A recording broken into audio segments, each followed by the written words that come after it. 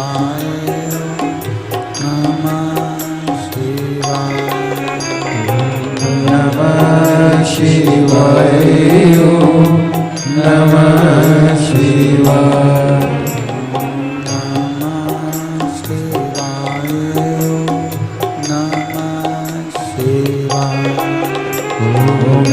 नमः शिवाय नमः शिवाय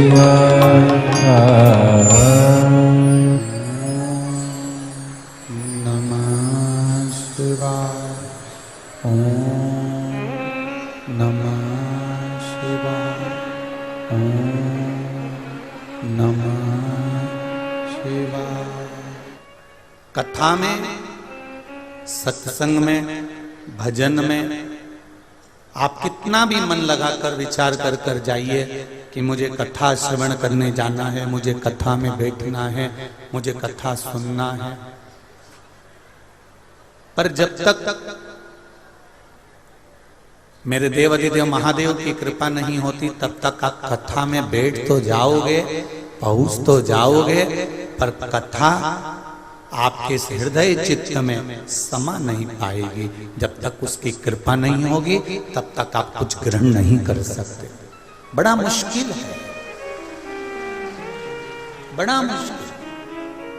तेरी कृपा बिना न हिले एक भी अणु, लेते हैं श्वास तेरी कृपा से तनो तनो। बखान क्या करूं मैं राखों के ढेर, चपटी भगोत में है खजाना कुबेर का। एक विश्वास रखकर हम अगर परमात्मा की भक्ति कर रहे हैं, एक भरोसा रखकर यदि हम भगवान का भजन कर रहे हैं तो ये निश्चित है उसका फल हमको मिलेगा जरूर। एक अच्छे युग के निर्माण में 4 लोगों की हाजिरी, 4 लोगों की प्रबलता बहुत जरूरी है, उपस्थिति जरूरी है। पहले नंबर पर है माता, दूसरे नंबर पर है पिता, तीसरे नंबर पर है गुरु और चौथे नंबर पर है नगर का राजा। ये 4 पात्र ऐसे हैं, ये चार पात्र ऐसे हैं जो हमारे युग का निर्माण करने वाले हैं और संपूर्ण विश्व का एक आनंद देने वाले हैं। पहले नंबर पर कौन है? जम के बोलो जरा। माता। जम के बोलो जरा। माता। पहले नंबर पर अच्छे युग के निर्माण में माता की उपस्थिति जरूरी है।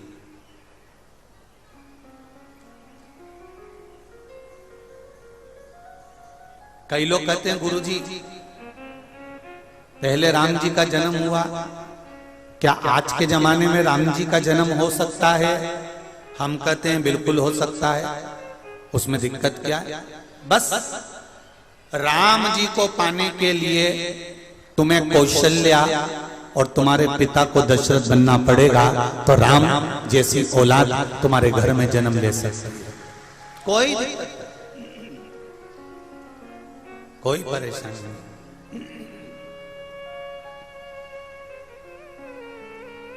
क्या आज के समय में भगवान कृष्ण का जन्म हो सकता है? क्या भगवान कृष्ण प्रकट हो सकते हैं? क्यों नहीं? यशोदा आपको बनना है, नंद बाबा आपको बनना है, देवकी आपको बनना है, वसुदेव आपको बनना है, भगवान कृष्ण प्रकट हो जाए। रामकृष्ण परमहंस को जन्म देने वाली भी एक मां थी, स्वामी विवेकानंद जी को जन्म देने वाली भी एक मां थी, संत तुकाराम जी को जन्म देने वाली भी एक मां थी, नामदेव जी को, मीरा जी को, कर्मा जी को जन्म देने वाली भी एक मां थी, राम और कृष्ण को जन्म देने वाली भी एक मां थी, सरदार वल्लभ पटेल को जन्म देने वाली भी एक मां थी। और वो मां अगर ठान ले कि मेरे गर्भ में जो बच्चा है वो सनातन धर्म को आगे बढ़ाने वाला होगा, माँ ये विचार कर ले कि मेरे गर्भ में जो बच्चा है वो राष्ट्र का हित करने वाला होगा, मेरे गर्भ में जो बच्चा है वो भगवत भजन करने वाला होगा, तो ये निश्चित है गर्भ से जो बच्चा होगा वो निश्चित भजन करने वाला है। ये माता का संकल्प होना चाहिए, ये माँ का संकल्प होना चाहिए। नवरात्रि का मतलब क्या होता है?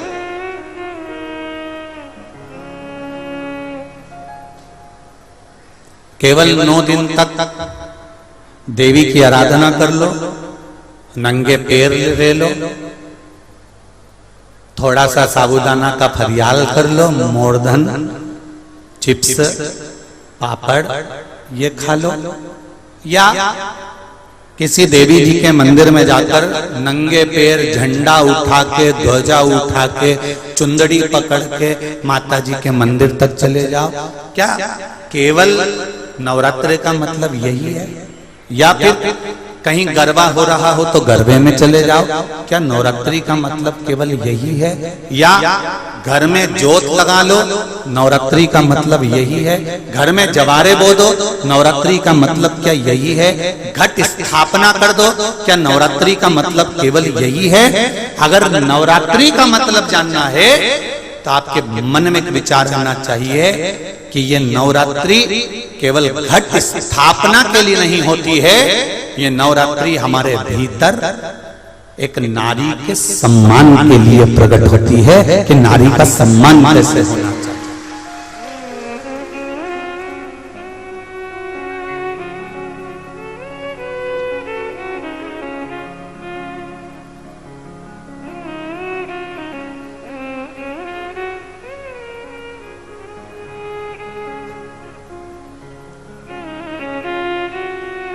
एक नारी का आदर क्या होता है? एक नारी का सम्मान क्या होता है? एक नारी के विचार, उसकी सोच, उसकी दृष्टि क्या होती है?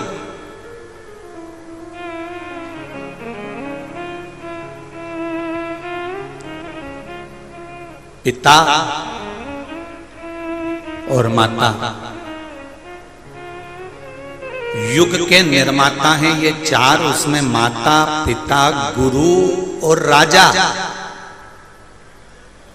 जो क्षेत्र का राजा होता है, नगर का राजा होता है, वो भी युग का निर्माता होता है कि वो अपने राज्य को धारण कर कर किस तरह से व्यवहार कर रहा है।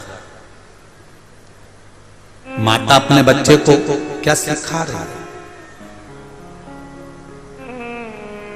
क्या सिखा?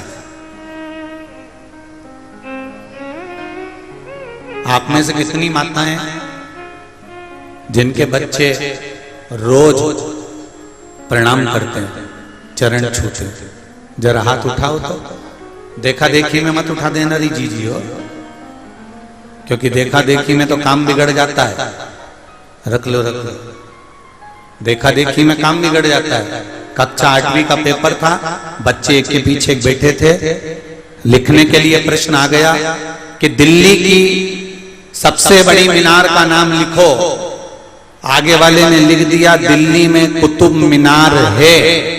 उसके पीछे जो बैठा था उसने आगे वाले की कॉपी में से नकल कर कर लिख दिया दिल्ली में कुतिया बीमार है।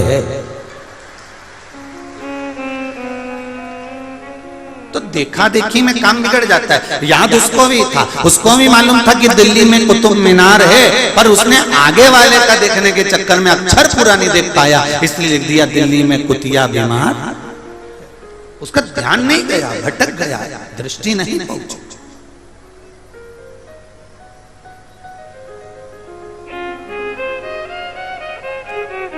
हजारों लाखों की संख्या में कोई कह रहा था गुरुजी इतना पानी गिर रहा है, आज तो पब्लिक जितने भी भक्त आएंगे ना थोड़े से कम आएंगे। मालूम पड़ा इतना पानी गिरा, इतना पानी गिरा। हमको क्या मालूम था कि जैसे पानी की बूंदें टपक रही थी ऐसे तुम टपक रहे थे। सही में ये सोचा था कि रात भर से पानी गिर रहा है तो कम हो जाएंगे, पर यहाँ तो और दूसरे दूसरे तंबू में भरे बैठे हैं, वो टेंट मेंट सब दूर, दुकान में, तंबुओं के बाहर। गजब गजब है। धन्य है अशोकनगर के निवासी, आपको धन्यवाद, बहुत बहुत साधुवाद, बहुत बहुत साधुवाद। अब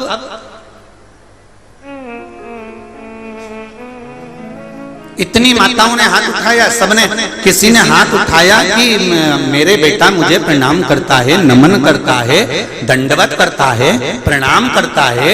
जितनी माताएं बैठी हैं इन सबसे निवेदन है, बांस जब तक गीला है इस बांस को नवा लो। बांस अगर सूख गया तो उसको नवाओगे तो वो टूट जाएगा। बच्चा जब तक छोटा है उसको झुकना सिखा दो, अगर झुकना सीख गया तो वो आगे बढ़ जाएगा, ये निश्चित है।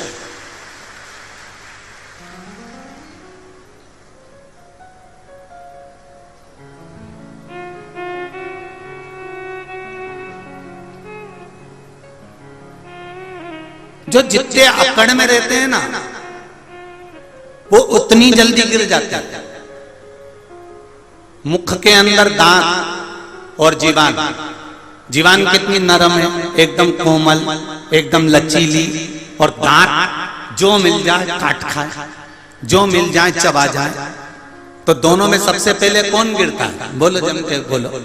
जीवान का कुछ बिगड़ता है, आखिरी तक भी मरते दम तक जीवान मुंह में रहती है। तो जीवान से दांतों ने पूछा कि तू आखिरी तक रहती है और हम बीच में चले जाते हैं। तो जीवान ने कहा केवल मेरी नम्रता, मेरी लचकता और मेरे झुकने का जो अंदाज है, बस उसके कारण मैं नम्र रहती हूँ, नरम रहती हूँ, कोमल रहती हूँ, लोगों के आगे झुकती रहती हूँ, तुम्हारे आगे हमेशा दुबक कर नम्रता के साथ रहती हूँ, इसलिए आखिरी तक टिकी रहती हूँ। और तुम बात बात में लड़ाई झगड़ा, बात बात में काटना, तो इसलिए तुम टिक नहीं पाते।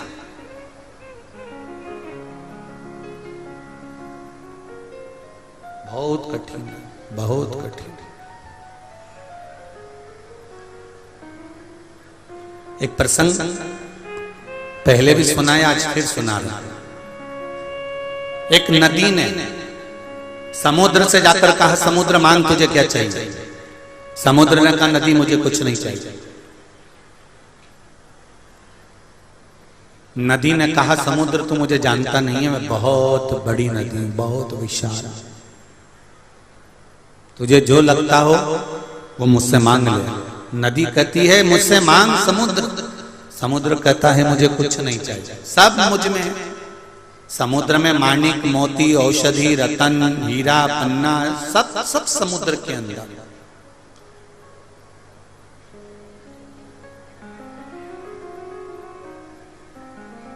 मांग, समुद्र मांग ले मुझसे।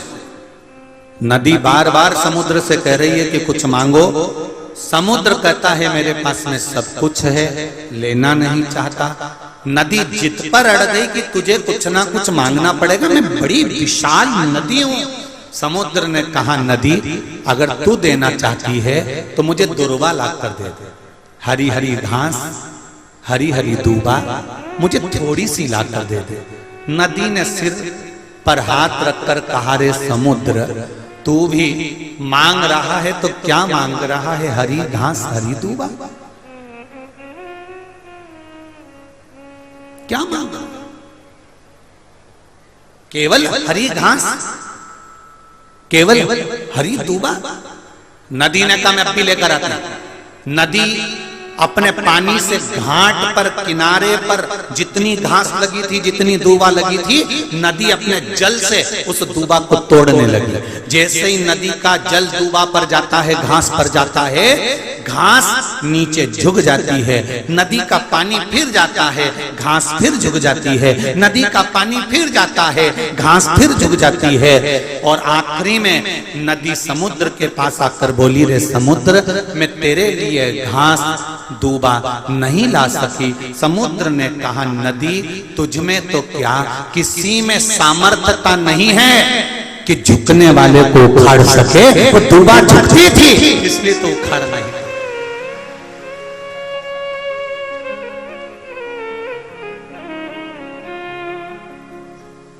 वो दुर्वा झुक रही है तेरे आगे इसलिए तो उखाड़ नहीं पा रही।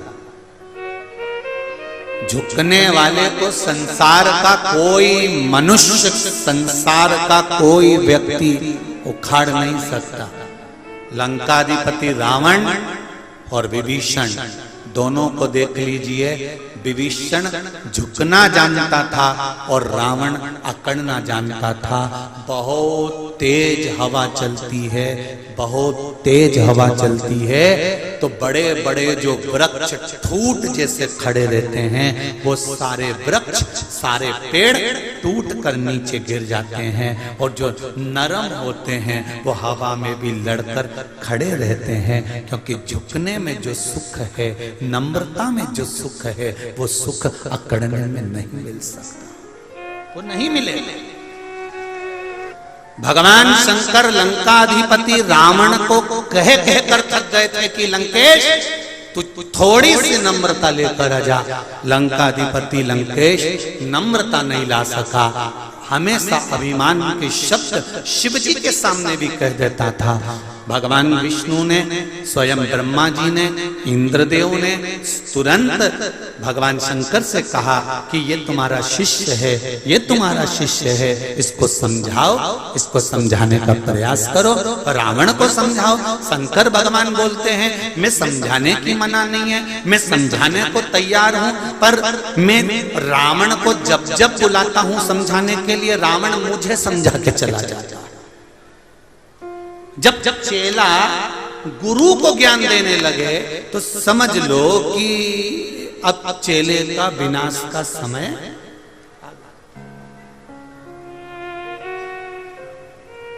तुम इनको समझाते क्यों नहीं हो? मैं तो समझाता, मैंने समझाने में क्या मना कर। आपको एक कथा में कहा था, हिंगोली की कथा, जैसे यहां पर मंडी में हो रही है वहां पर भी मंडी में हुई थी। हिंगोली की कथा में कहा था जिस बच्चों को, जिन नवयुवक बेटा बेटी को अपने माँ बाप के शब्द बुरे लगने लगे और बाहर वाले मित्र दोस्तों के शब्द, पड़ोसियों के शब्द, दूसरों के शब्द अच्छे लगने लगे, समझ लेना कि उस बेटा बेटी का उद्धार कभी नहीं हो सकता। एक ना एक दिन वो धोखा खाएगा, एक ना एक दिन वो धोखा खाएंगे, ये निश्चित है। जिसको अपने माँ बाप के शब्द, माता पिता के शब्द, गुरुजन के शब्द, घर के बड़ों के शब्द बुरे लगने लगते हैं, एक ना एक दिन उसको संसार में धोखा खाना ही पड़ता है। ये निश्चित है, निश्चित है।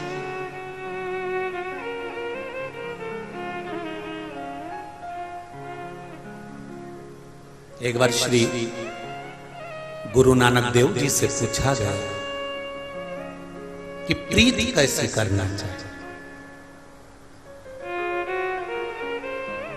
बाले ने पूछा,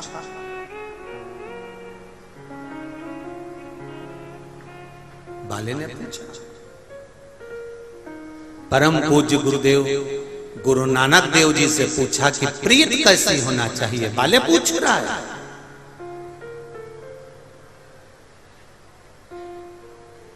गुरु नानक देव थोड़ी देर के लिए मौन हो गए। संत स्वभाव है, ऐसे ही नाम नहीं लग जाता कि गुरु का जो संबोधन है वो ऐसे ही नहीं लग जाता। गुरु नानक देव मौन हो गए। शब्द गुरु नानक देव जी के मुख से निकल गया, वाले तो पूछ रहा है कि प्रीत कैसे करना चाहिए। तो नानक देव जी कहते हैं, प्रीत करो सो ऐसी करो जैसे लोटा डोर, गलो फसावे आपनो जी और पानी पीवे और। अगर संसार में प्रीत करना है तो कुएं के अंदर जो मटका जाता है ना, वो मटका का मुंह रस्सी से बांधा जाता है, रस्सी से मुख बांधकर घड़ा पानी में जाता है और पानी भरकर लाता है। और देखो गला, घड़ा, मटका, गला अपना फंसाता है और पानी दूसरे को पिलाता है। ये प्रीति होना चाहिए, ये प्रीत होना चाहिए। प्रीत करो सो ऐसी करो जैसे लोटा डोर, गलो फसावे आपनो जी पानी पीवे कौन। गुरु नानक देव कहते हैं प्रीत का सबसे बड़ा आनंद है कि हम जिए, मना नहीं। संसार का हर मनुष्य जीता है, अपने परिवार के लिए करता है, बच्चों के लिए करता है, अपनी पत्नी के लिए, अपने परिवार के लिए दिन भर कमाता है, दिन भर कमाता है। पर गुरु नानक देव जी कहते हैं अपनी कमाई के लिए, अपने परिवार के लिए तो तुमने जिंदगी भर कमाया, पर उस कमाई में से थोड़ा सा भाग दूसरे के लिए भी करिए। इसलिए आपने देखा होगा संपूर्ण भारत के गुरुद्वारों में आप जब जाएंगे तब लंगर तैयार मिलता है। ये प्रीतता, ये स्नेहता, ये प्रीतता। इसलिए कहते हैं जो बोले सो निहाल ससुरिये। ये भीतर का सुख होना चाहिए, ये भीतर का आनंद होना चाहिए, ये भीतर का एक आनंद तत्व होना चाहिए। अगर युग के निर्माता में एक माता, एक पिता, एक गुरु और एक राजा, ये चार सम्मुख में होना चाहिए। इसलिए कहते हैं माता युग के निर्माण में सबसे पहला पहलू है, पहली सीढ़ी है। इसलिए माँ अपने बच्चों को झुकना सिखाए कि बेटा घर के बड़ों के आगे, माता पिता के आगे, गुरु के आगे जितना झुककर नम्रता से आनंद के साथ चलोगे उतनी जिंदगी खुश होकर जियोगे। अकड़ नहीं रखना,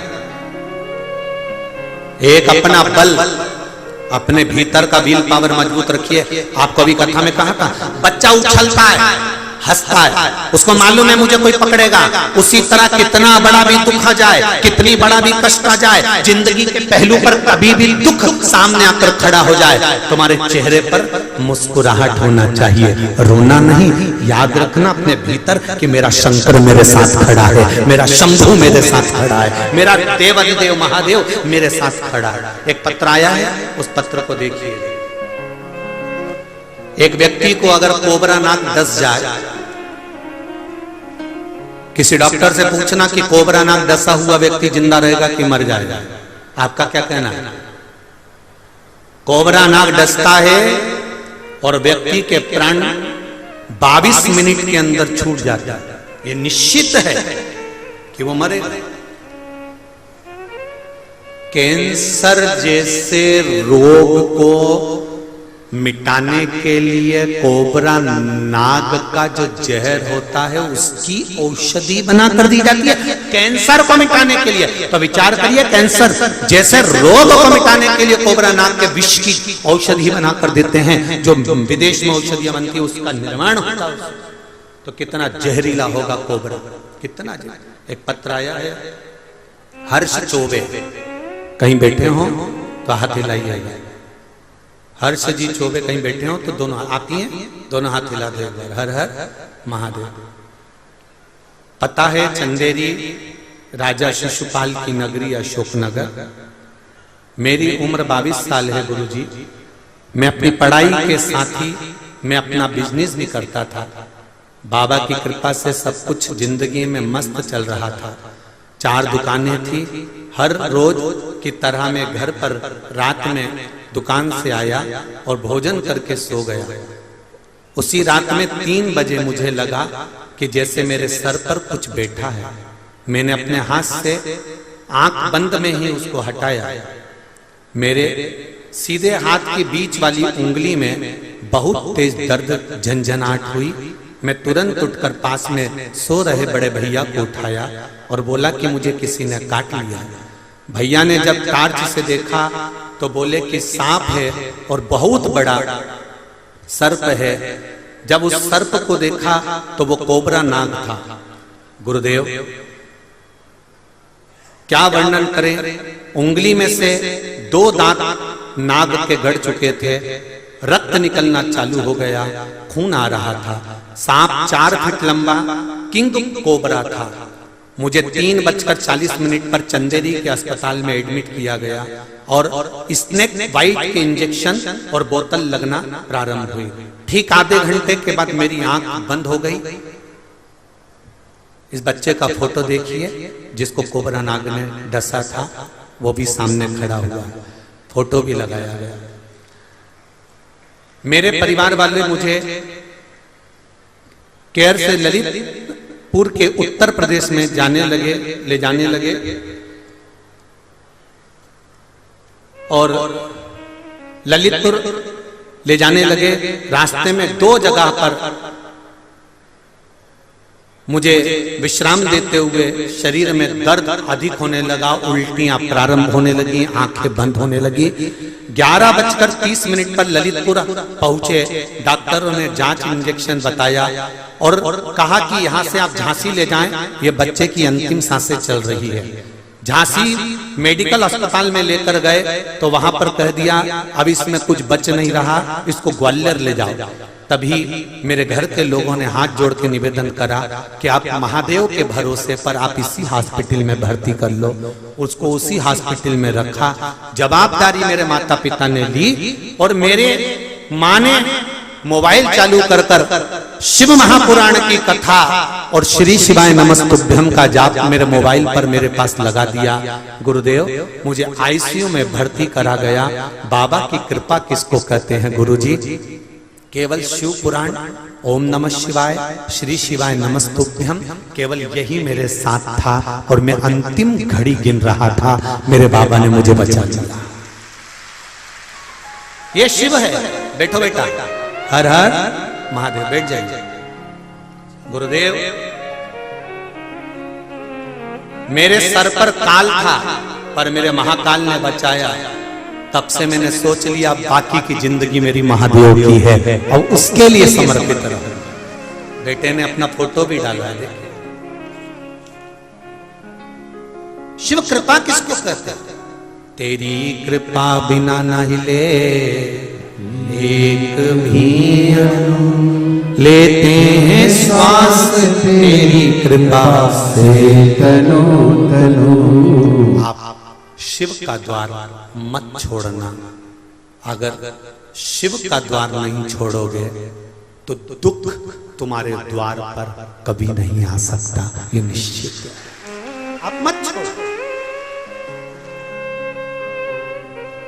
बरसाती मेंढक मत बनना रे। बरसात आती है तो मेंढक बहुत सारे इकट्ठे हो जाते हैं, टर करते हैं। कई लोगों की आदत होती है, सावन का महीना आया तो मंदिर में भीड़, शिवरात्रि आई तो मंदिर में भीड़। हमें बरसाती मेंढक नहीं बनना कि सिर पे त्रिपुंड लगा लिया, गले में रुद्राक्ष की माला पहन ली, चोला बदल लिया, कपड़े बदल लिए और कपड़े बदलकर साधु संत बनकर, सन्यासी बनकर, तपस्वी बनकर छल करने के लिए, निंदा करने के लिए, बुराई करने के लिए, चुगली करने के लिए, अपशब्द करने के लिए, लोगों को घाटा पहुंचाने के लिए, लोगों के पांव खींचने के लिए बैठ गए। ये नहीं बनना हमको। हमें बरसाती मेंढक नहीं बनना। भगवान की कथा कहती है शिव को पाने के लिए कपड़े बदलने की जरूरत नहीं पड़ती, शंकर को पाने के लिए कलेजा बदला जाता है और शिव सामने आ जाता है। मन बदलिए, मन को चेंज करिए, चित्त चेंज करिए। कहीं मत जाओ एक लोटा जल लेकर शिव के द्वार। हम कभी नहीं कहते आपसे कि आप सीओर कुबेरेश्वर धाम आओ, बोला कभी? आप पुरानी कथाएं उठाकर देखना, जितनी कथा उठा सकते उठाकर देखना। हम नहीं कहते कि आप कुबेरेश्वर धाम आओ, हम नहीं कहते कि हमारे यहाँ पधारो। हम तो ये कहते हैं जब बाबा तुम्हारे मन की मुराद पूर्ण कर दे और तुम्हारी झोलियां खुशियों से भर दे, तब एक बार कुबेरेश्वर धाम भले आ जाना, पर उसकी कृपा के अनुसार, उसकी कृपा दया।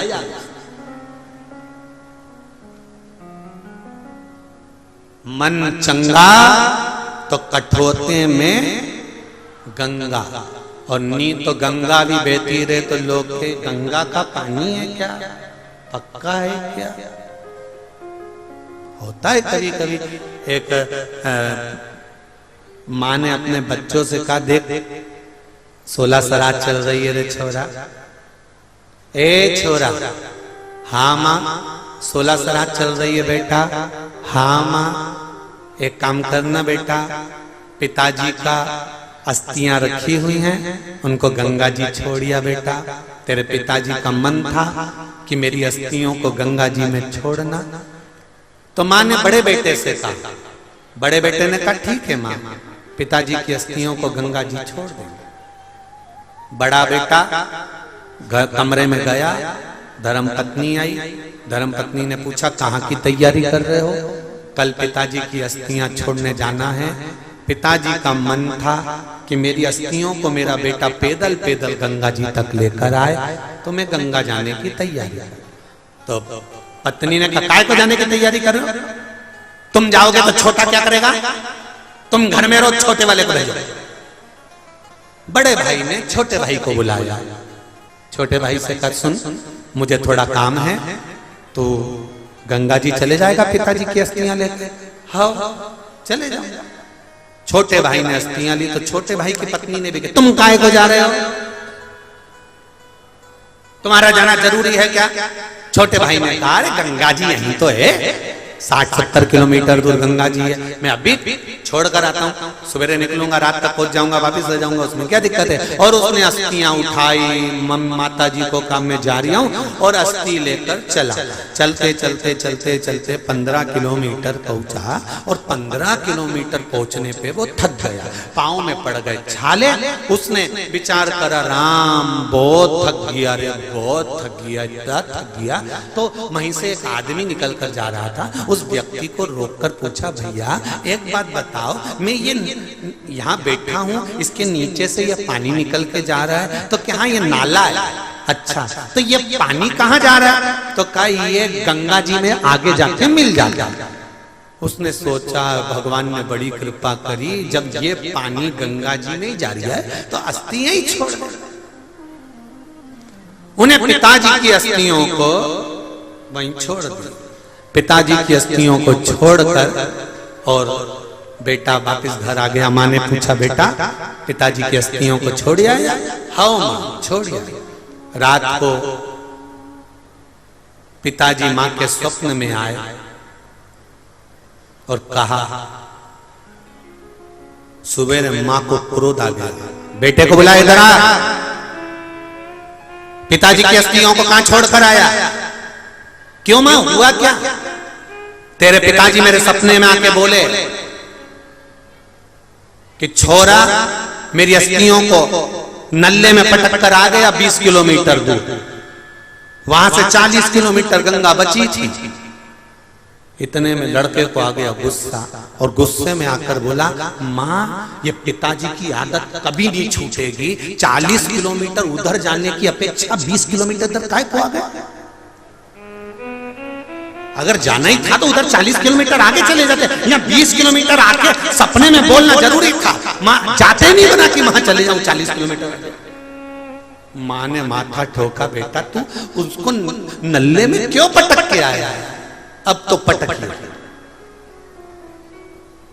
भैया, संसार सागर है, कोई नहीं किसी का बस। जब तक श्वास चल रही है, जब तक आप हो, तब तक आपके सम्मुख में सब है, और जिस दिन श्वास चलना बंद हो गई, उस दिन कुछ नहीं बचेगा। ये संसार मिथ्या, संसार।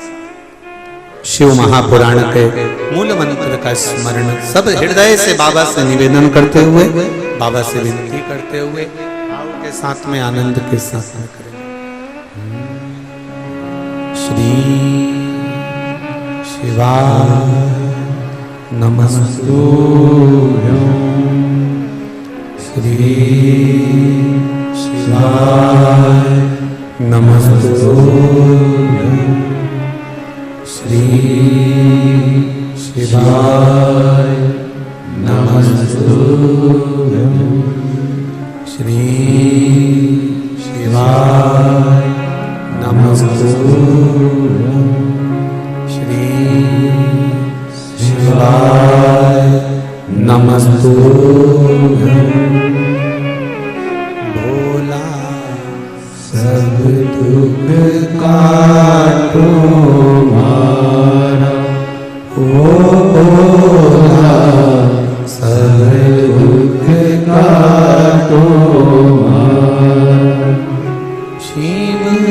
शंकर जपू तेरी माला, भोले बाबा जपू तेरी माला, भोला सब दुख काटो मारा, भोला सब दुख काटो मारा। भगवान शिव की आराधना, भगवान शंकर का मंत्र जाप, भगवान शिव का स्मरण, शिव भक्ति का एक सुख, आवाज पकड़ रहा है, शिव भक्ति का एक स्मरण जीवन में। माता, पिता, गुरु, राजा, ये चार जो पात्र हैं, ये युग के निर्माता। देखिए, दक्ष प्रजापति की दो बेटियां स्वाहा स्वधा, स्वाहा अग्निदेव को दी गई, स्वधा पितरों को दी गई। आप जब यज्ञ करते हो तो उसमें जो स्वाहा का उच्चारण करते हो, धर्म पत्नी, ओम ब्रह्मवे स्वाहा, तो आप जब स्वाहा का उच्चारण कर रहे हो, स्वाहा का जब उच्चारण कर रहे हो तो उसमें अग्निदेव की धर्म पत्नी का उच्चारण, और जब आप स्वधा का उच्चारण कर रहे हो, कौन सा उच्चारण, जम के बोलो जरा, जम के, स्वधा, स्वधा का उच्चारण कर रहे हो तो ये पितृदेव की धर्म पत्नी का उच्चारण। अब थोड़ा ध्यान देना, जितने लोग आस्था पर सुन रहे हो और जितने लोग फेसबुक यूट्यूब पर सुन रहे हो और जितने इस पावन पंडाल और पंडाल के बाहर जहां जहां बैठकर सुन रहे हो, ध्यान दीजिए। गर्भ में संतान रहे और गर्भस्थ यदि संतान है, उसके शरीर का निर्माण पितृ कर रहे हैं।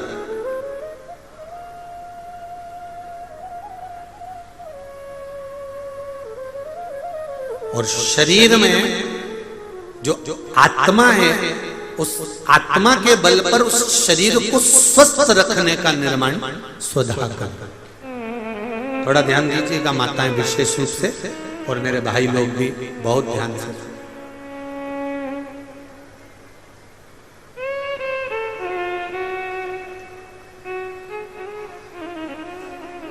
स्वधा तप की मुद्रा में बैठी है, साधना कर रही है, आराधना कर रही है, और तभी पितरों के देव आर्यमा का आगमन हुआ। पितरों के देवता आर्यमा स्वामी वहां पर आए। जब पितरों के देवता आर्यमा स्वामी आए तो उन्होंने क्या देखा कि यहां स्वधा तो भगवान के तप में लीन है, स्वधा तो भगवान की भक्ति में लीन है। अब जब स्वधा भगवान की भक्ति में लीन थी और आर्यमा स्वामी वहां से निकल कर गए, तो आर्यमा स्वामी आज निकल कर सीधे धर्मराज जी के पास पहुंचे। यमराज को धर्मराज भी कहते हैं, यमराज भी कहते हैं, यम भी कहते हैं। तो आर्यमा स्वामी ने क्या देखा कि वहां पर तो यमराज तो नहीं है, पर यमराज की धर्मपत्नी धुमोरना बैठी हुई। यमराज की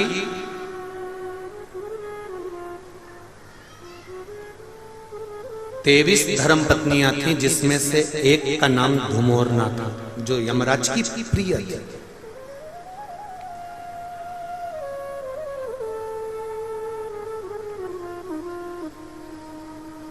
और धुमोरना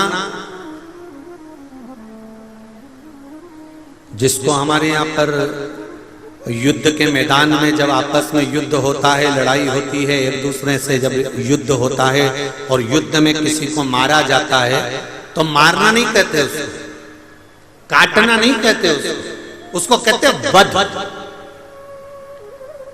धुमोरना का एक नाम वध भी है।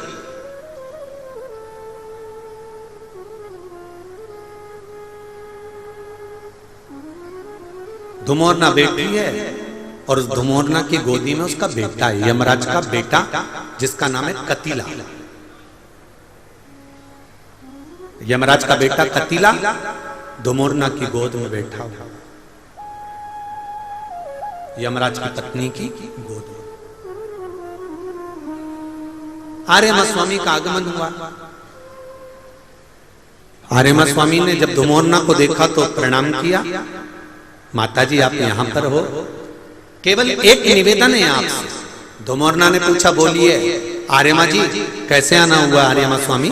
आर्यमा स्वामी कहते हैं मुझे बस केवल जो स्वधा माता तप कर रही हैं उन तप करती हुई माता के पास आपको जाना और केवल पूछना है कि आप तप क्यों कर रही हो।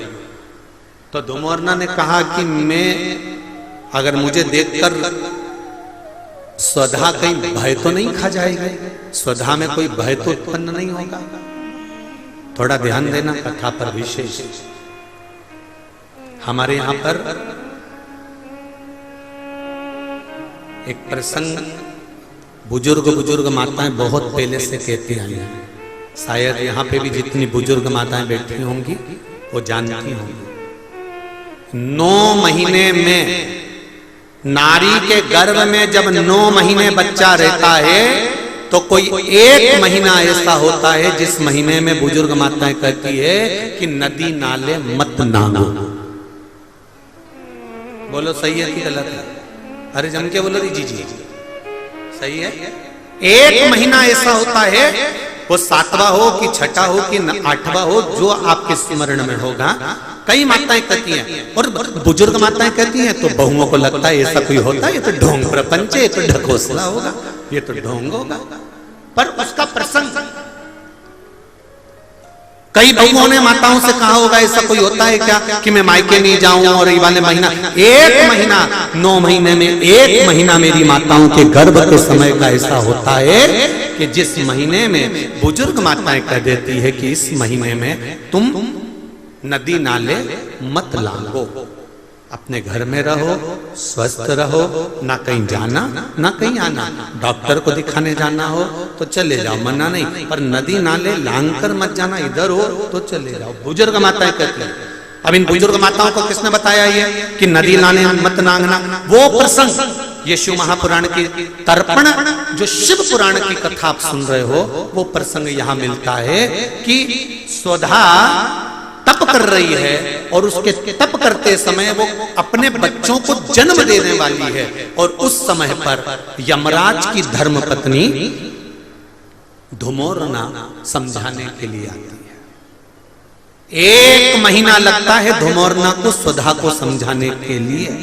इसलिए हमारे यहाँ पर बुजुर्ग माताएं कहती है कि इस महीने में तो नदी नाले मत नांगना, क्योंकि यम की पत्नी आई है।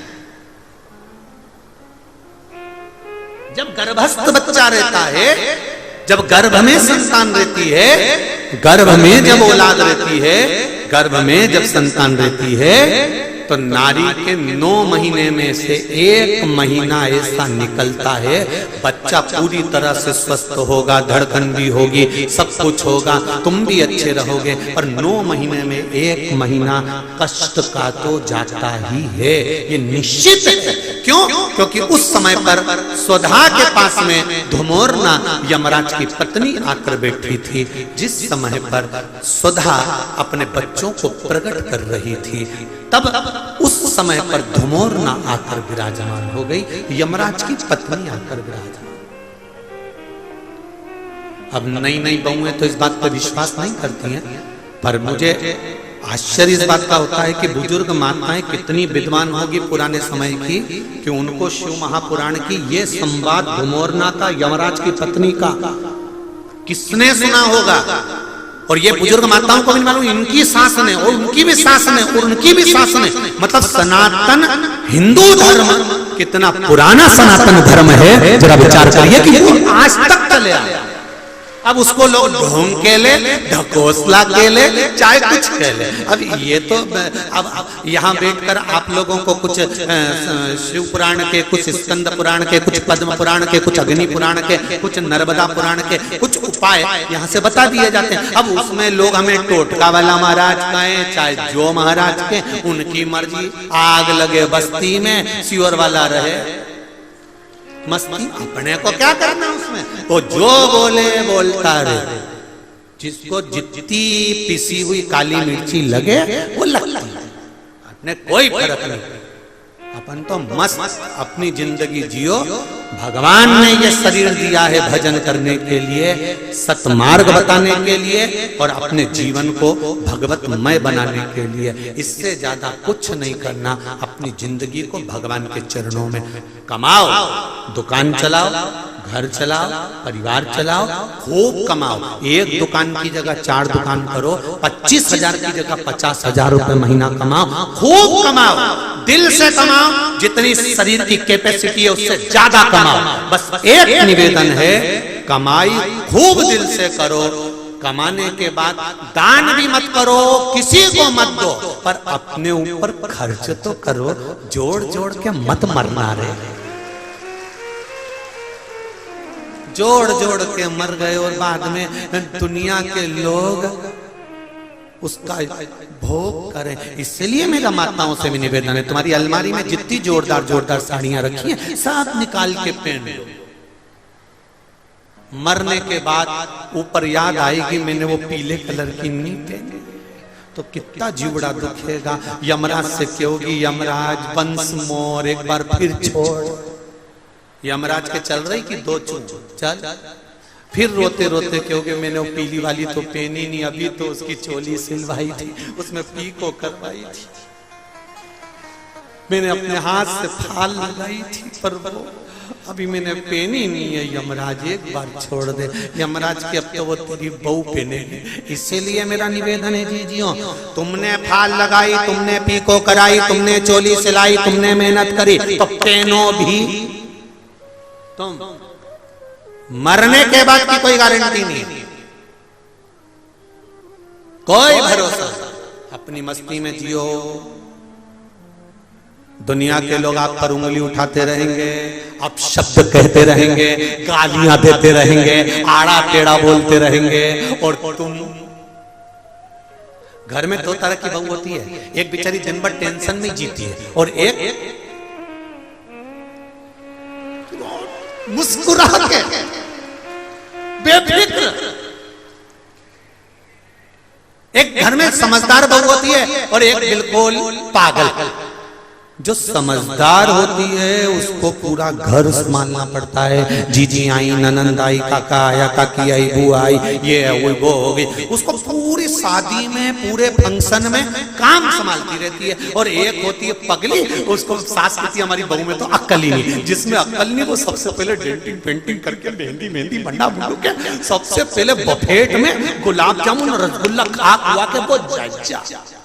उसे कोई मतलब नहीं कौन आया कौन गया, कितना बेटर, कितना भोजन, कितनी केटरिंग, उसे कोई मतलब नहीं। वो तो खा पी के और बढ़िया अपनी सहेली के साथ गप्पे मप्पे मारे। तो मौसी सासन बोलती देख तेरी बहू को देख कितनी गप्पे मार रही, और वो बेचारी बड़ी वाली कितनी काम कर रही। तो क्या हमारी बड़ी तो समझदार है और छोटी में तो अक्ल नहीं। अब बताओ जायदाद का हिस्सा तो दोनों को मिलेगा, तो फिर समझदार होने से फायदा कौन सा? अकल से होने से फायदा मिलेगा तो उतना ही, जितना इसको मिला इतना इसको मिला, जितना इसको मिलेगा उतना उसको मिलेगा। तो क्या किसको रोइए, चादर तान के सोइए। मस्त होकर जिंदगी जियो। 50 रुपए भी कमा रहे हो तो मस्त होकर जीना, रोकर नहीं। जब देखो जब आंख में आंसू भरकर हमारा तो व्यापार नहीं चल रहा, शिव जी को 1 लोटा जल चढ़ा, भगवान का भजन कर, कीर्तन कर, मंत्र जाप कर, स्मरण कर। किसी से मत के कि ये नहीं हो रहा, शंकर जी के पास चले जा, 1 लोटा जल चढ़ा, 1 बेलपत्री दिल से चढ़ा, ज्यादा उनको चाहिए भी नहीं, कुछ भी नहीं चाहिए, बस दिल से भजन और कुछ।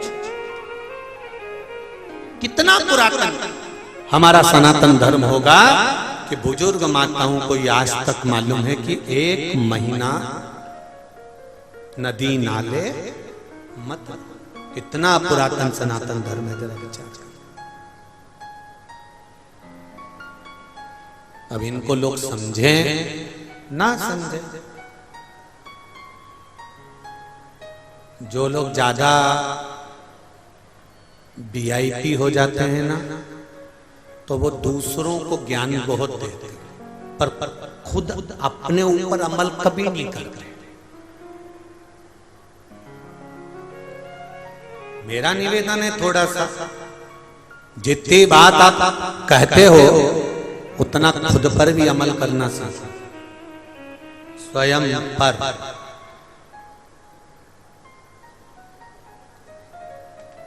खुद पर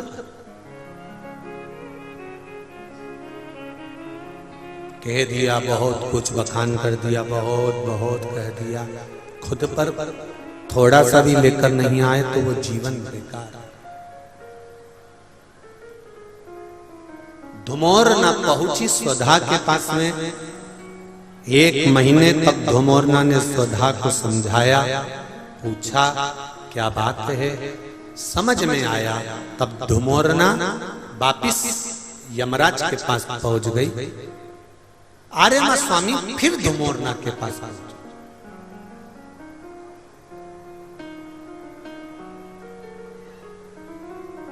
वापिस जिस नारी को डॉक्टर ने कह दिया कि इसकी डिलीवरी हो सकता है 8वें महीने में हो जाए, बच्चा 9 महीने तक रिस्क नहीं ले सकते, 8वें महीने में या 7वें महीने में बच्चे को जन्म देना पड़ेगा, ऑपरेशन करना ही पड़ेगा।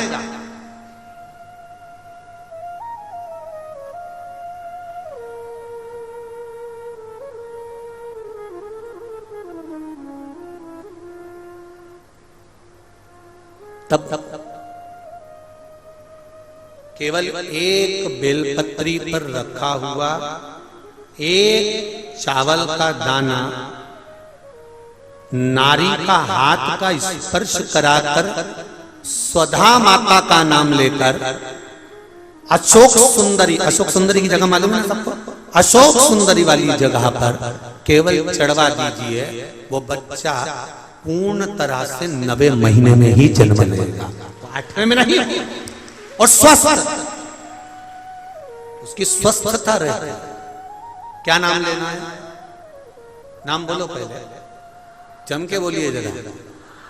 आप लोगों से इसलिए बुलवा रहे हैं कि आप भूल ना जाओ। फिर से बोले एक बार, स्वधा।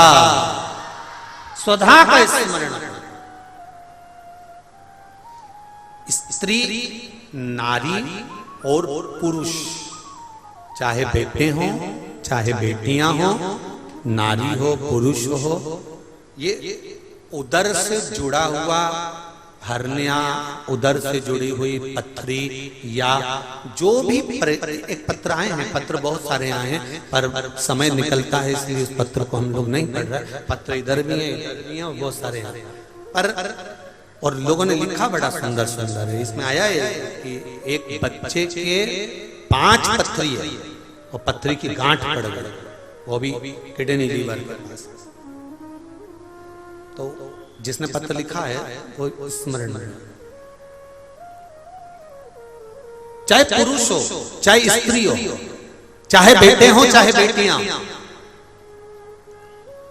अगर उदर से जुड़ा हुआ कोई भी प्रॉब्लम है तो स्वधा का नाम स्मरण और शिव जी पे चढ़ाई गई एक दुर्वा, एक बेलपत्र या एक चावल का दाना और जल, ये बहुत फल देने वाला, बहुत।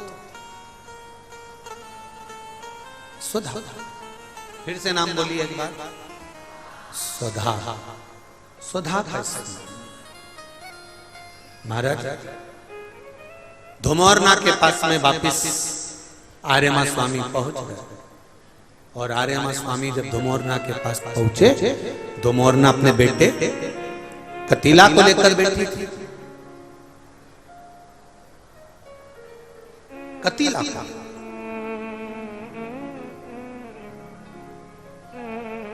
आज धुमोरना कतीला को ज्ञान उपदेश दे रही है। जिस समय पर आर्यमा स्वामी का आगमन हुआ,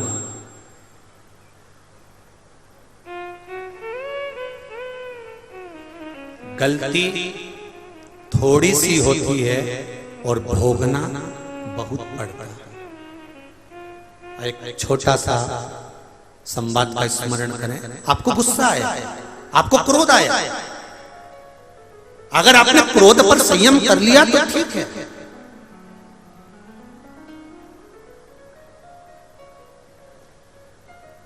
आपने अपने क्रोध पर संयम कर लिया तो ठीक है। किसी ने कुछ कह दिया, तुम्हें गुस्सा आ गया, तुम्हें क्रोध आ गया, तुमने चक्कू उठाया, तलवार उठाई, बंदूक उठाई और दो कितनी देर लगी? मात्र 5 मिनट लगे, तलवार घोंप दी, चक्कू मार दिया। अब जरा विचार करिए, आपको क्रोध आया, किसी ने कुछ कह दिया, किसी ने कुछ बोल दिया और चक्कू मारने में केवल 5 मिनट लगे, 10 मिनट लगे, तलवार मारने में 20 मिनट लगे, बंदूक मारने में 2 मिनट 5 मिनट लगे। पर जरा विचार करिए, बंदूक की गोली तो लग गई, तलवार भी लग गई, चक्कू भी लग गया, पर भोगना कितना पड़ेगा? थोड़ी सी देर के क्रोध में 10 मिनट में सारा काम हो गया। अब 10 मिनट का क्रोध तुमसे पाप करा दिया। अब वो 10 मिनट के पाप को 10 साल, 20 साल, 25 साल भोगो।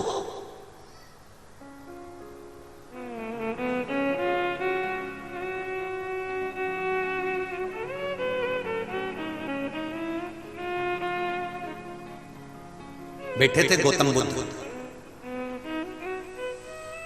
और गौतम बुद्ध के पास में किसी ने आकर कहा, अगर कोई हमको गालियां दे तो हम क्या करें? सुन लो रे अशोकनगर वालों अच्छे से, तुम्हारे अशोकनगर में भी जरा गाली का ट्रैक बहुत सुंदर है, अच्छे से सुन लेना जरा। तुम्हारे यहाँ बहुत जरा सी बात में इधर गुटखा भरा रहता और तुरंत चालू हो जाते। वो तो मैं व्यासपीठ पे बैठा हूं इसलिए बोल नहीं रही हूं। तुरंत यहाँ पान भरा और चालू, गुटखा भरा और चालू। गाली का ट्रिक बहुत है वो किसी किसी को तो जानते भी नहीं तो भी बक दी तो है ही ऐसा, बक बुका के बुझ जाए बुझ जाए बुझ जाए। अब बक तो दी तुमने, बोल तो दिया। गौतम बुद्ध का चरित्र कहता है, गौतम बुद्ध बाबा से पूछा गया कि कोई हमको गाली दे, कोई हमको अपशब्द कहे, कोई हमको ताना दे, कोई हमको आड़ा टेढ़ा बोले तो हमें क्या करना चाहिए? अब आप जरा विचार करिएगा, जरा विचार करिए।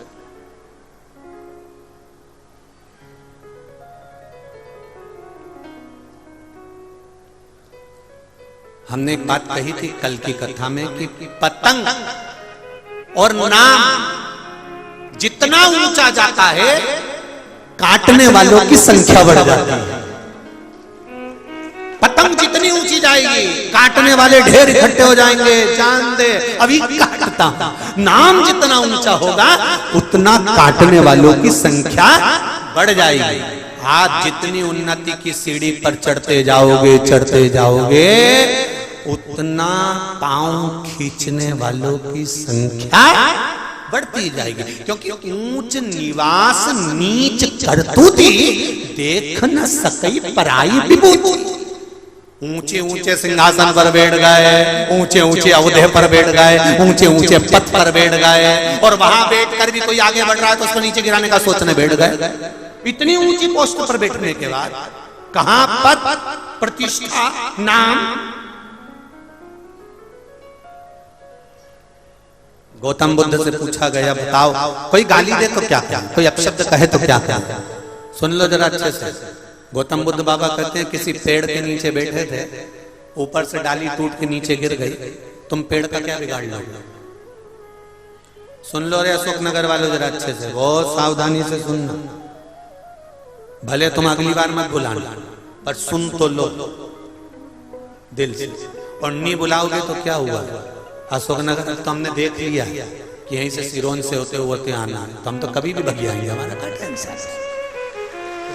तुम अच्छे से सुन लो। और अपने सांसद महोदय तो हैं, उसमें कोई दिक्कत वाली बात नहीं है। कथा कभी भी कह देंगे सांसद जी कथा, सांसद जी बोले मंडी है, चलो चलो, उसमें क्या दिक्कत?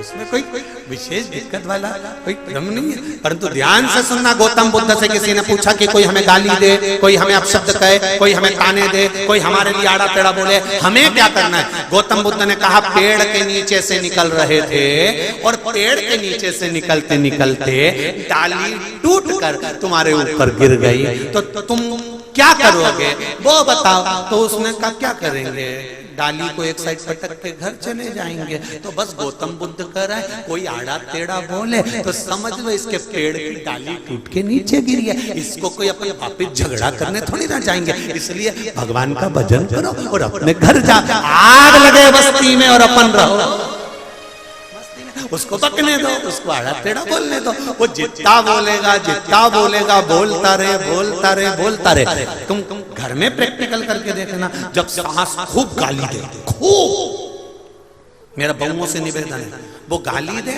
तुम आंख में सुरमा लगाना, पेंसिल से लाइन खींचना और फिर डब्बा भरना, फिर इधर नीली, इधर कत्थई, इधर मार, और भर के और बढ़िया पल्लू वल्लू में पटरी मटरी लेके और सास के साथ जाके ऐसा कर। बस इतने में तो सास सोचे कि गजब की है रे, गजब की है ये गुना वाली, तो गजब की, गजब क्या होगा? वो बोले बोलने दो, वो बके बकने दो, अरे वो कहे कहने दो, उसके कहने से कुछ नहीं होगा। हमारी अम्मा कहती थी कौवा के कोसने से पाड़ा नहीं मरता। तुम्हारे यहाँ कोई कहावत हो तो हमको लिख के भेज देना, हम कल कथा में बोल देंगे। कौवा के कोसने से पाड़ा नहीं मरता, किसी के अपशब्द बोलने से, आड़ा टेढ़ा बोलने से, ताने देने से किसी का कुछ नहीं बिगड़ता। बस इस आत्मा से किसी का दिल मत दुखाओ, किसी के लिए आड़ा टेढ़ा मत बोलो, किसी के हृदय को ठेस ना पहुंचे, मस्ती में जिंदगी जियो। हम पहले भी कहे दुख बहुत है, शंकर जी के मंदिर में जाओ प्रणाम करो। बहुत ज्यादा दुखी हो, शिव मंदिर में थोड़ी स्माइल दो। शंकर जी को भी पार्वती जी बोलेगी इतना दुखी है, उसके बाद भी मंदिर में मुस्कुरा कर आती है। शंकर जी कहेंगे ये मेरे मंदिर में आकर मुस्कुराई है, इसलिए मैं इसको हमेशा मुस्कुराने का वर देता हूं। ये फिर रोएगी नहीं कभी, मुस्कुरा। सुधा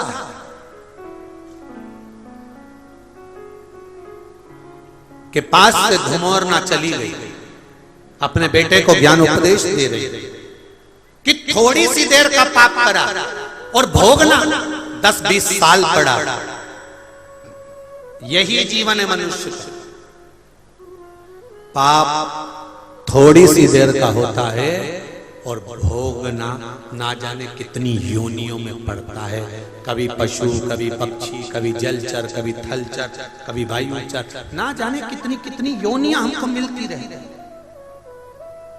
इसलिए बार बार कहते हैं मत बुरे कर्म कर वरना पछताएगा, भगवान की आंखों से तू बच नहीं पाएगा, तू बच नहीं पाएगा। अरे ओ अज्ञानी मत कर नादानी, तेरे कर्म का फल भी तू ही पाएगा, जैसा किया तूने तेरे आगे आएगा। मत बुरे कर्म कर बंदे वरना पछताएगा। भगवान की आंखों से तू बच नहीं पाएगा, तू बच नहीं पाएगा। अच्छा कर्म करते चलो। धुमोरना के पास में आर्यमा स्वामी आ गए। आर्यमा स्वामी ने धुमोरना से पूछा कि ये पितरों की धर्म पत्नी स्वधा क्या चाहती है। धुमोरना ने कहा उसके गर्भ से संतान प्रकट होने वाले हैं। 3 बेटियों का जन्म स्वधा के सम्मुख में होने वाला है और वो 3 बेटियां साधारण नहीं है पितरों की।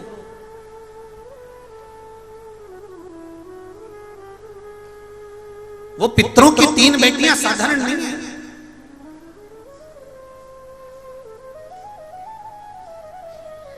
शिव महापुराण में वर्णन मिलता है, विदेश्वर संहिता में स्मरण मिलता है कि पितरों की धर्म पत्नी स्वधा के सम्मुख में 3 बेटियां प्रकट हो गई, मेना, धन्या, कला। 3 बेटे, बहुत सुंदर बेटियां सामने प्रकट हुई। पितरों की धर्मपत्नी स्वधा के गर्भ से ये बच्चों का जन्म नहीं हुआ, उनके सम्मुख में तप साधना और भक्ति से प्रकट, भक्ति से प्रकट। जब डॉक्टर कह दे कि बच्चे की धड़कन नहीं है, जब डॉक्टर कह दे कि बच्चे को तकलीफ है, जब डॉक्टर कह दे कि इसको ये तकलीफ है, हम तो यहां तक कहेंगे जिनके बच्चा जन्म लेने के बाद में भी अगर माइंड से, श्रवण से, वाणी से, शरीर से अगर बच्चा जन्म लेने के बाद भी अगर तकलीफ में है तो स्वधा का स्मरण कर कर देसी गाय का घी शंकर भगवान पर लेपन करिए। क्या लेपन करना है? देसी गाय, जर्सी गाय नहीं, देसी गाय का घी शिव जी पर सोमवार की अष्टमी के दिन लेपन करिए और लेपन कर कर उस घी को उंगली से उठाकर ले आइए।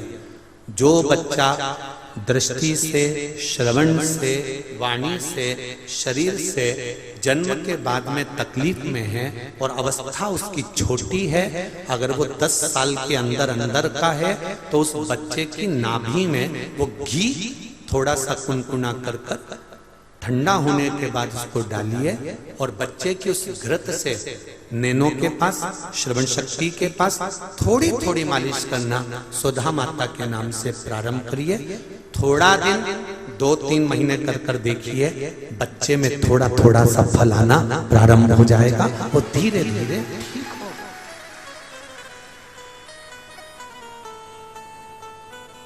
ये कुछ नाम शिव महापुराण के कुछ नामों का स्मरण करा करो। पहला है तुम्बरूका।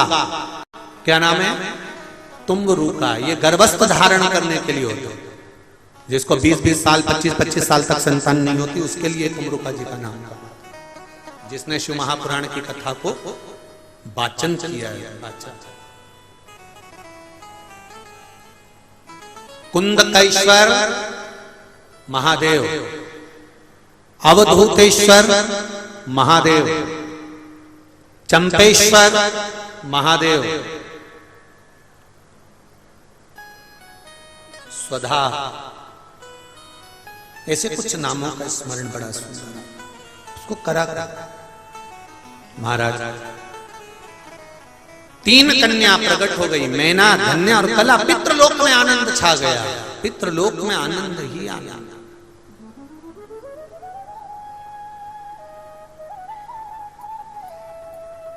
दक्ष प्रजापति के घर में बेटियां जन्म ली तो खूब नगाड़े, ढोल, बैंड बाजा बजाया गया, बड़ी प्रसन्नता हुई।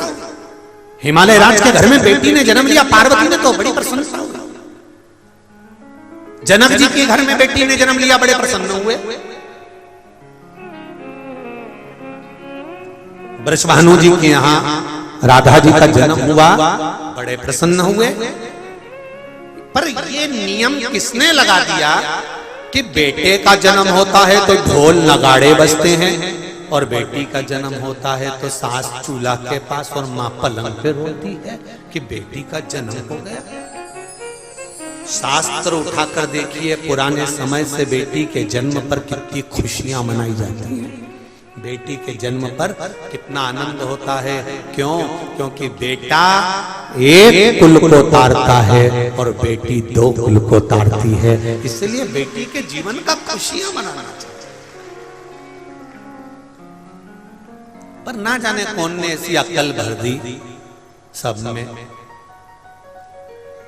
पता नहीं कौन ने ऐसी अक्ल दे दी कि बेटा जन्मे तो खुशियां मनाओ, खूब लड्डू पेड़ा गुलाब जामुन बड़ा बड़ा लड्डू बना के भेजो।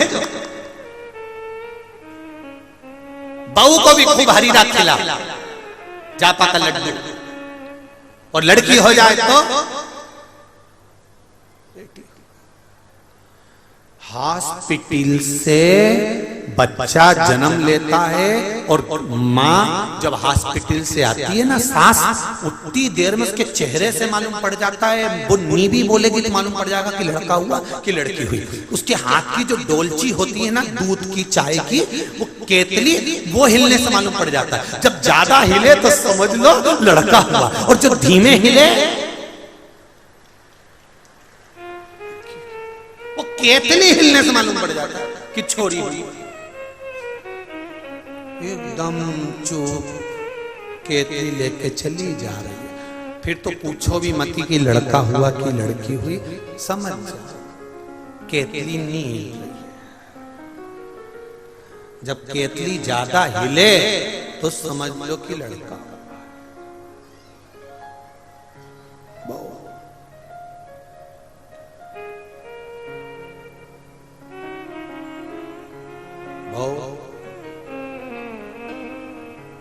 ऐसा होता भी है।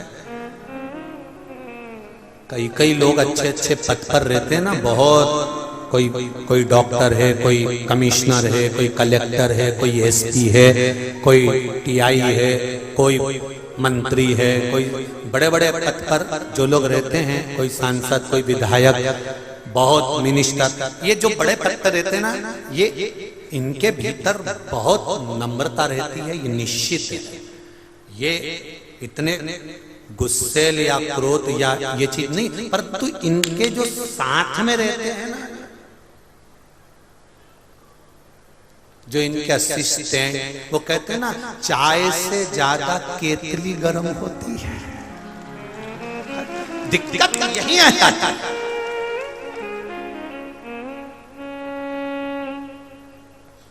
वो बेचारा एसपी साहब तो कह रहे हैं कोई बात नहीं, निकलने दो, नहीं सीटी बजाई।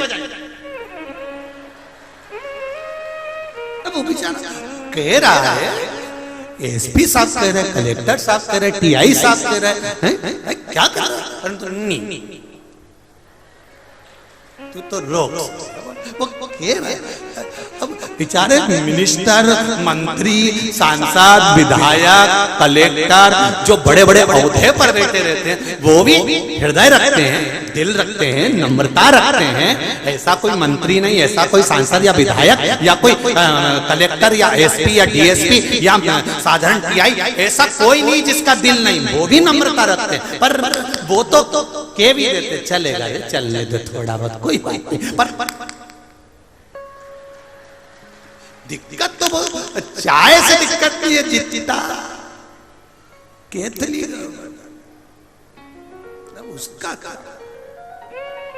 कई बेचारे महाराज उनमें ऐसे रहते हैं, जो संत होते हैं, गुरु होते हैं, कथाकार होते हैं, बड़े बड़े मठाधीश पीठाधीश, बेचारे अच्छे रहते हैं, पर इनकी भी केतली गड़बड़ हो जाती है। साथ सुन ले दीना ना, केतली कभी कभी कभी हो जाए मारो। पूरे पूरे आनंद के साथ खुशियां मनाई जा रही है। निवेदन करूंगा शुकनगर की इस धरा से, बेटा जन्म ले जितनी खुशी आपको होती है, बेटी के जन्म पर वही खुशी दुगनी होना चाहिए कि बेटी ने जन्म। दो कुल को तार रही हैं मेरी बेटियां, दो कुल को।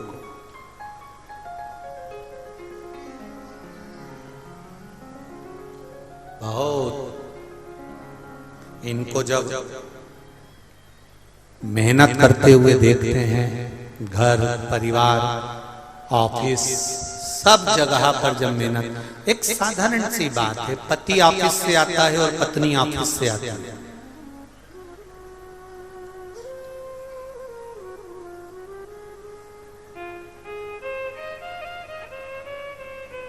पति ऑफिस से आया और पत्नी भी ऑफिस से आई, दोनों नौकरी कर रहे हैं।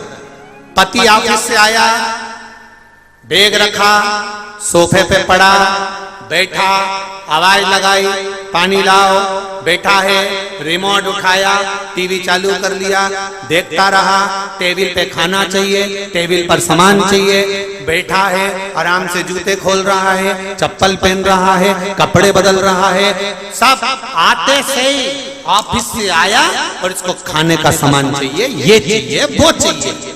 जितना तू थक कर ऑफिस से आया है, उतना ही थक कर वो भी तो ऑफिस से आई है, उसका भी तो स्मरण कर। नहीं, हाथ में चाहिए, चाय बना रही हो क्या, चाय लिया हो, पानी रख दो, मैं आ रहा हूं, मेरे कपड़े रख दो। जरा सोचो, जितनी मेहनत तुम कर रहे हो उतनी मेहनत वो कर रही है। तुम अगर दुकान पर जाकर थक जाते हो तो वो घर में काम कर कर थक जाती है। तुम अगर ऑफिस में थक रहे हो तो वो भी ऑफिस में थक रही है। इसके बाद भी नारी के चेहरे पर सल नहीं आता, आते से अपने बच्चों को गोदी में लेती है, आते से बच्चों ने कुछ खाया कि नहीं खाया, शाम का खाना बनाना है, तैयारी में लग जाती है। वो मेरे भारत की नारी है, साधारण नहीं हो सकती। वो भारत की बेटियां हैं, ऑफिस से आती है, उसके बाद खाना बनाकर अपने बच्चों को खिलाती, पति को खिलाती है, रिश्तेदार को खिलाती है। ऑफिस जाएगी तो खाना बनाकर जाएगी, सब काम करके, बर्तन सोर के रखकर, सब काम कर फिर जाती है। ये मेरे भारत की बेटियां हैं, विदेश की नहीं। विदेश की बेटी का तो विदेश की एक माता का पति मर गया, कब्र में पति को दफना दिया और वो पत्नी पति की कब्र पे पंखा कर रही थी। भारत का एक संत गया, उसने जाकर देखा कि हमारे यहाँ की माताएं तो पति के साथ सती हो जाती हैं, पर ये तो विदेश की माताएं तो हमारे भारत की माता से भी बड़ी हैं। पति मर गया तो उसकी कब्र पे पंखा कर रही है। संत ने जाकर पूछा, री जी तुम्हारा पति मर गया, तुम पंखा क्यों कर रही हो? उसने कहा, हमारे अमेरिका का नियम है, जब तक पति की कब्र सूखती नहीं है तब तक हम दूसरी शादी नहीं कर सकते, इसलिए सुखा।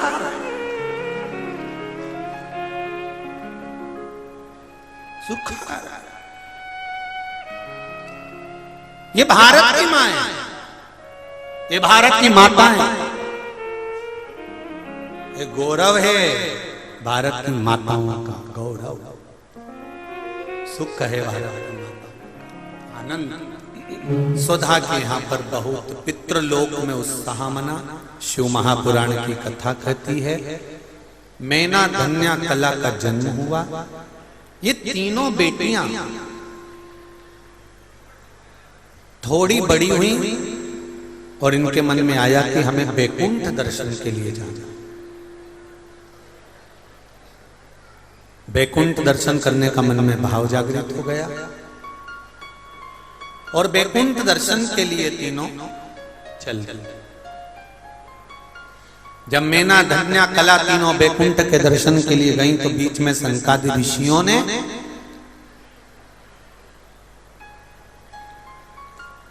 इनको श्राप देने का कारण क्या था? केवल एक,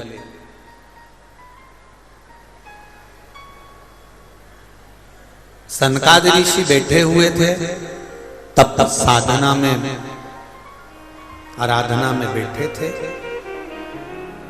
मैना, धन्या, कला, तीनों पितरों की बेटियां निकली।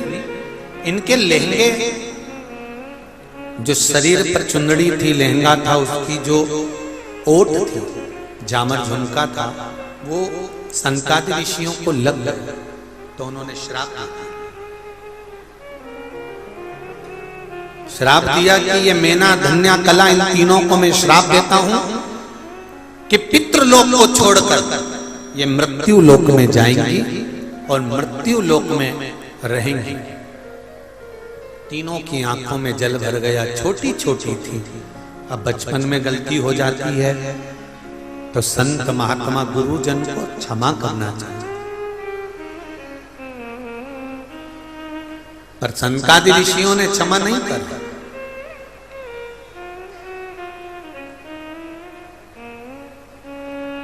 एक बड़ा सुंदर हमारे यहां पर भाव कहते हैं, क्षमा बड़न को चाहिए, छोटे को उत्पात। जितने बड़े औहदे पर बैठते चले जाओ, जितनी ऊंची कुर्सी पर बैठते चले जाओ, जितने ऊंचे पद पर बैठते चले जाओ, शिव महापुराण की कथा कहती है उतना क्षमा करना सीख। किसी की गलतियों को ज्यादा नहीं देखना, किसी के लिए अपशब्द ज्यादा नहीं कहना, जितना बन सके क्षमा करते हुए चलो। तीनों ने चरण पकड़ लिए संतों के, गुरुवर हमें क्षमा कर दीजिए, हमसे गलती हुई, हमसे अपशब्द निकल गए, हमारे कपड़ों से आपको चोट लग गई है, क्षमा। सनकादि ऋषियों ने कहा श्राप लगा है, मृत्यु लोक में तो जाना पड़ेगा, पर हमारा वर है, मृत्यु लोक में जाकर तुम तीनों की गोद में 3 देवियां खेलेंगी जो जगत का कल्याण करेंगी। जगत का उद्धार करने के लिए ये 3 देवियां आपकी गोदी में खेलेंगी। मैना, धन्या, कला, तीनों पृथ्वी पर आ गई। मैना की गोद में माता पार्वती जी खेली हैं, धन्या सुनैना जी बनी हैं, जिनकी गोद में माता जानकी जी खेली हैं।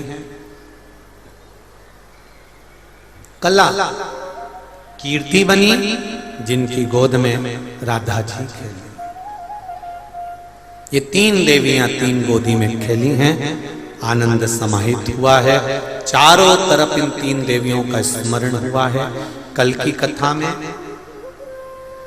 पितरों ने माता पार्वती को कौन सा स्थान दिया और पितरों ने राधा जी को कौन सा स्थान दिया, पितरों ने जानकी जी को कौन सा स्थान दिया, और इन तीनों का गुणगान कैसे करना चाहिए वो कल की कथा में श्रवण करेंगे। आज पंचम दिवस की कथा यहाँ विराम हो रही है।